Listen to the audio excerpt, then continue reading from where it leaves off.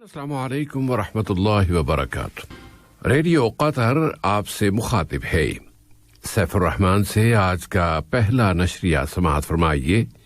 ابتدا میں پیش خدمت ہے اہم خبروں کا خلاصہ۔ صاحب سمو امیر نے خادم الحرمین سے تعزیت کا اظہار کیا ہے۔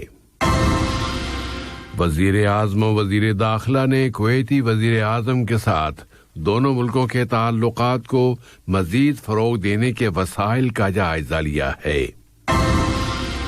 قطر کورونا وائرس کی دوسری ممکنہ لہر کو روکنے کے لیے مسلسل کوششیں اور اقدامات کر رہا ہے۔ تہران نے یورپ والوں سے مطالبہ کیا ہے کہ وہ ایٹمی سمجھوتے کو بچانے کے لیے واشنگٹن کے ساتھ ثالثی کا کردار ادا کریں۔ اور میانمار میں کل آنے والے فوجی انقلاب کی دنیا بھر میں مذمت کی جا رہی ہے۔ یہ تھا اہم خبروں کا خلاصہ، اور اب پیش خدمت ہے ریڈیو قطر سے آج کا پہلا مفصل نشریہ۔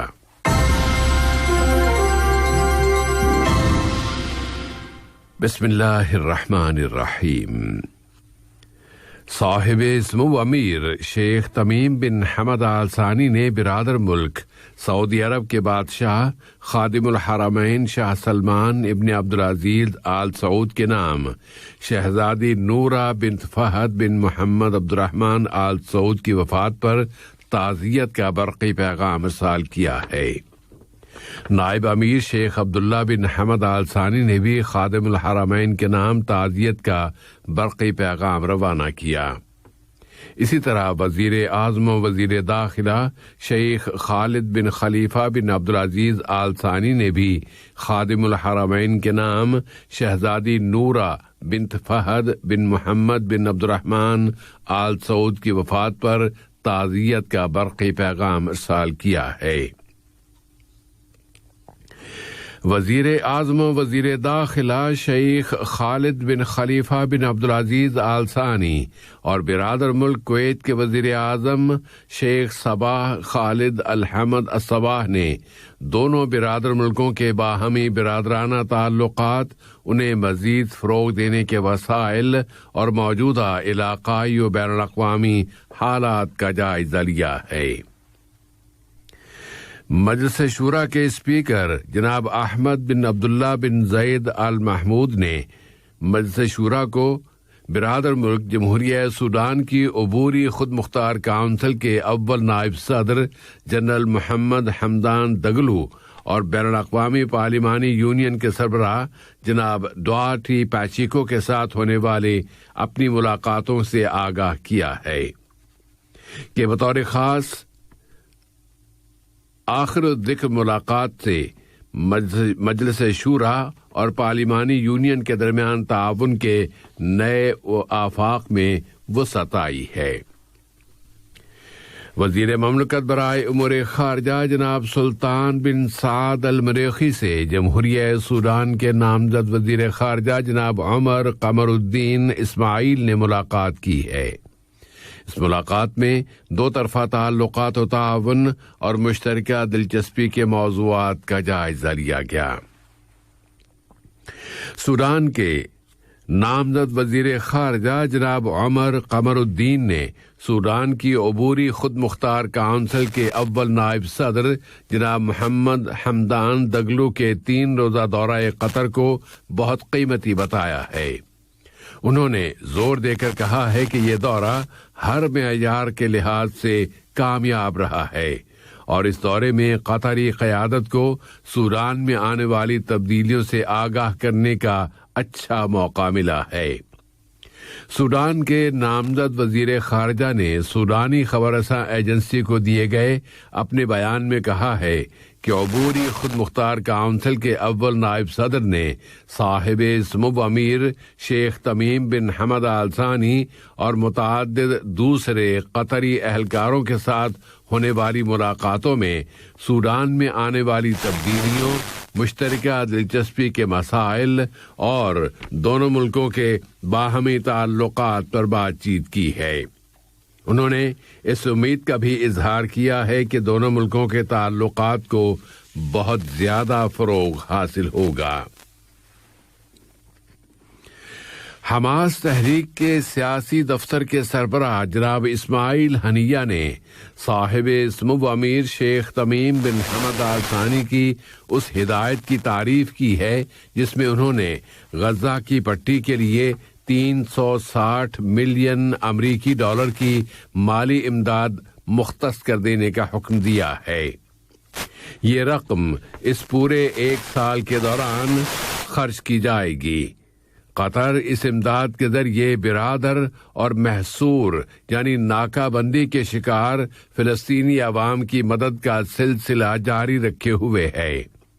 یہ رقم وہاں سرکاری ملازمین کی تنخواہوں کی ادائی، غریب اور نادار خاندانوں کی مالی مدد اور پاور پلانٹ کو چلانے کے لیے استعمال کی جائے گی تاکہ وہاں انسانی صورتحال مزید بگڑنے سے بچائی جا سکے، جبکہ غزہ کی پٹی کے باشندے انتہائی مشکل اور کٹھن معاشی حالات میں زندگی گزار رہے ہیں۔ قطر کے موقف صرف مادی امداد کی فراہمی تک محدود نہیں ہیں۔ اس نے صومالیہ کے دارالحکومت مقدیشو کے وسطی حصے میں واقع ایک ہوٹل کی عمارت کو نشانہ بنانے والے دھماکے کی بھی شدید الفاظ میں مذمت کی ہے۔ اس دھماکے میں متعدد اشخاص زخمی ہو گئے ہیں۔ یہاں کی وزارت خارجہ نے اپنے ایک بیان میں قطر کے اس موقف کو دہرایا ہے کہ وہ تشدد اور دہشت گردی کو مسترد کرتا ہے، چاہے اس کی وجوہات و اسباب کچھ بھی کیوں نہ ہوں۔ وزارت خارجہ نے زخمیوں کی جلد از جلد شفا یابی کی قطری تمنا کا بھی اظہار کیا ہے۔ اب ملک میں کورونا کی صورتحال اور اس پر قابو پانے کے لیے کیے جانے والے اقدامات کا رخ کرتے ہیں۔ وزارت صحت عامہ نے اعلان کیا ہے کہ ملک میں کورونا وائرس کے مزید 385 کیسز رجسٹر ہوئے ہیں اور مزید 147 بیمار اس وائرس سے اب تک صحت یاب ہو گئے ہیں۔ اس طرح قطر میں اس بیماری سے صحت پانے والوں کی کل تعداد 1,45,953 ہو گئی ہے۔ وزارت صحت عامہ نے بتایا ہے کہ اس نے اس وائرس سے متاثر ہونے والوں کی روزانہ کی تعداد میں بتدریج اضافہ نوٹ کیا ہے اور متنبہ بھی کر دیا ہے کہ یہ صورتحال بہت تشویشناک ہے۔ اس لیے ماضی کے کسی بھی وقت کے مقابلے میں اب اس وقت احتیاطی تدابیر اور اقدامات کرنے کی بہت سخت ضرورت ہے۔ وزارت صحت کی جانب سے ان تنبیہوں کی ایک بڑی وجہ یہ بھی ہے کہ کووڈ-19 سے متاثر ہونے والے مریضوں کی اسپتالوں اور ان کے انتہائی نگہداشت کے یونٹوں یعنی ICU میں داخل ہونے والے مریضوں کی تعداد میں بھی بتدریج اضافہ ہوتا جا رہا ہے اور صورتحال تشویشناک ہے۔ اس لیے پوری سنجیدگی کے ساتھ حفاظتی اقدامات کی پابندی بہت ضروری قرار دی گئی ہے۔ تو اس مرحلے کا سلوگن یہ ہے کہ اس وائرس سے بچاؤ کے تمام اقدامات کی مکمل اور سختی سے پابندی کی جائے۔ اس وقت جبکہ ملک میں ویکسینیشن کی مہم جاری ہے، ملک کی جانب سے کی جانے والی کوششوں میں ہاتھ بٹایا جانا ضروری ہے اور اس کی سب سے پہلی شکل یہ ہے کہ سب لوگ فیس ماسک کا استعمال کریں۔ تریسنا کابینہ کے فیصلے کی بنیاد پر یہاں کے متعلقہ اداروں نے 263 اشخاص کو پبلک پراسیکیوشن کے حوالے کر دیا ہے کہ ان لوگوں نے ان مقامات پر فیس ماسک کا استعمال نہیں کیا تھا جہاں اس کا استعمال لازمی قرار دیا گیا ہے۔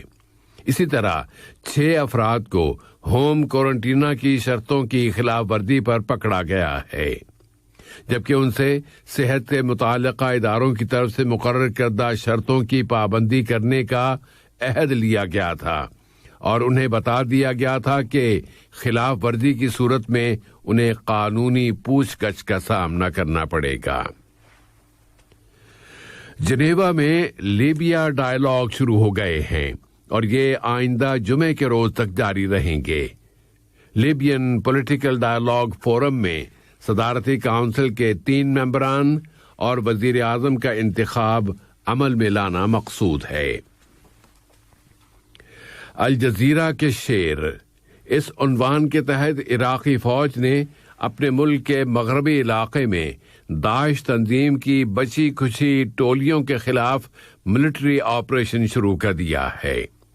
خلیج کے عرب ملکوں کی کونسل برائے تعاون نے عراق کی ان کوششوں کا خیر مقدم کیا ہے، اور اس کے سیکرٹری جنرل نائف الحجرف نے بغداد میں منعقد کی گئی اپنی اخباری کانفرنس میں کہا ہے کہ کونسل برائے تعاون اس آپریشن کی تائید اور حمایت کرتی ہے۔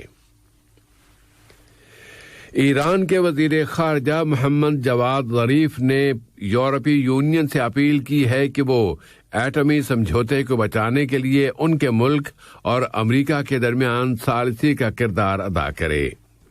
یہ سمجھوتا دنیا کے بڑے ملکوں اور جمہوریہ ایران کے درمیان طے پایا تھا، لیکن امریکہ کے سابق صدر ڈونلڈ ٹرمپ کے دور میں امریکہ اس سمجھوتے سے نکل گیا تھا۔ محمد جواد ظریف نے کہا ہے کہ کوئی ایک طریقہ کار اپنایا جا سکتا ہے، مثلا ایک ہی وقت میں دونوں فریق اس سمجھوتے میں واپس آ جائیں، اور یا پھر جہاں تک ہو سکے آپس میں ہم آہنگی اور کوارڈینیشن کر لی جائے۔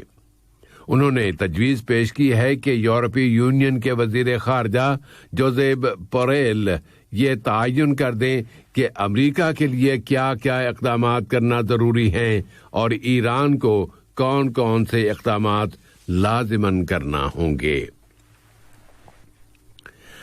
کل میانمار میں فوج نے وہاں کی حکومت کا تختہ الٹ دیا، جبکہ گزشتہ کئی سالوں سے آنگ سان سوچی کی قیادت میں وہاں کی سول حکومت فوجیوں کے ساتھ مل کر اقتدار اور اختیارات کی نازک سی تقسیم کے ذریعے برسر اقتدار تھیں۔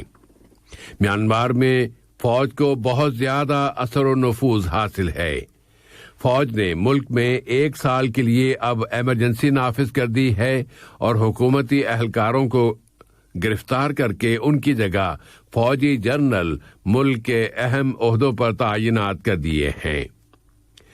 جنرل منٹ سوئی کو، جو رنگون میں فوجی کمان کو اپنے ہاتھ میں لیے ہوئے تھے اور اب ملک کے نائب صدر تھے، اب 1 سال کے لیے انہیں ملک کا عبوری صدر بنا دیا گیا ہے، اور یہ عہدہ بہت بڑی حد تک ایک اعزازی عہدہ ہے۔ ملک میں قانون سازی، ایڈمنسٹریشن اور عدلیہ تینوں شعبوں کے تمام تر اختیارات اس وقت جنرل مین اونگ ہلنگ کے ہاتھوں میں ہیں، اور وہی اس وقت وہاں کے تمام اختیارات کے مالک بن گئے ہیں۔ اس انقلاب اور حکومت کا تختہ الٹے جانے کی وجہ سے بین الاقوامی سطح پر اس کی مذمتی لہر آئی ہوئی ہے۔ امریکہ نے دھمکی دی ہے کہ اگر تختہ الٹنے والے کمانڈروں نے اپنے یہ فیصلے اور اقدامات واپس نہ لیے تو ان کے خلاف اقدامات کیے جائیں گے۔ اب بین الاقوامی سلامتی کونسل اس ملک کی صورتحال پر بحث کے لیے آئندہ جمعرات کے روز اپنا ایک اجلاس بلانے والی ہے۔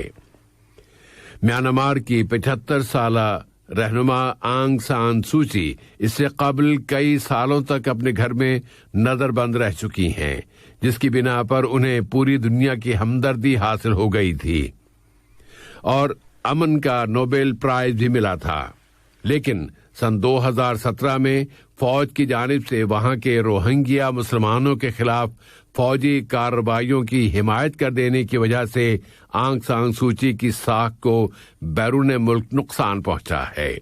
البتہ اندرون ملک ان کی حمایت میں کوئی کمی نہیں آئی۔ روہنگیا مسلمانوں کے خلاف فوجی کارروائیوں کی حمایت کرنے والی اب اسی فوج کے ہاتھوں گرفتار ہو چکی ہے۔ آج کا یہ نشریہ ختم ہونے سے قبل اہم خبروں کا خلاصہ ایک مرتبہ پھر پیش خدمت ہے۔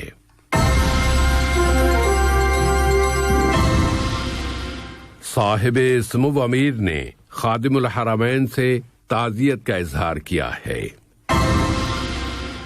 وزیر اعظم و وزیر داخلہ نے کویتی وزیر اعظم کے ساتھ دونوں ملکوں کے تعلقات کو مزید فروغ دینے کے وسائل کا جائزہ لیا ہے۔ قطر کورونا وائرس کی دوسری ممکنہ لہر کو روکنے کے لیے مسلسل کوششیں اور اقدامات کر رہا ہے۔ تہران نے یورپیوں سے مطالبہ کیا ہے کہ وہ ایٹمی سمجھوتے کو بچانے کے لیے ایران اور واشنگٹن کے درمیان ثالثی کا کردار ادا کریں، اور میانمار میں کل آنے والے فوجی انقلاب کی دنیا بھر میں مذمت کی جا رہی ہے۔ ریڈیو قطر سے آج کا پہلا نشریہ اپنے اختتام کو پہنچا۔ اگلا نشریہ رات 7:30 بجے۔